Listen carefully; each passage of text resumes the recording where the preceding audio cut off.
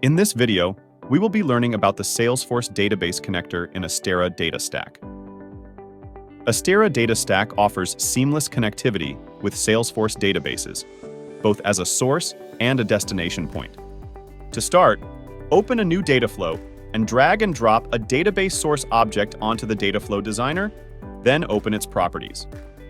Firstly, to connect to a Salesforce database, we need to select Salesforce Database as our data provider from the drop-down list. Once we select the provider, we need to provide our Salesforce credentials, including user, password, and security token. Additional options such as retrieving deleted items and connecting to a sandbox environment are also available for our configuration. We can then test the connection to ensure that it is successful. Once the connection is established, we will click Next. In the Properties window, we can customize the reading options for our Salesforce database. This includes selecting the source table and modifying reading options according to your requirements. For our use case, we are going to choose the customer's table. Once we click OK, the database source object will be configured.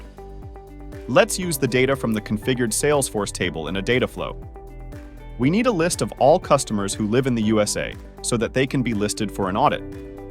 For this, we will drag and drop a filter transformation onto the designer and map our fields.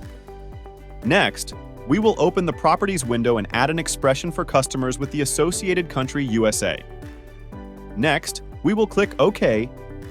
Now if we preview the output, we can see records of all the customers who live in the USA. Now, we can write this data to a desired destination in Astera. In this case, we have written this data to an Excel workbook destination. This concludes the successful connection of the Salesforce database in Astera.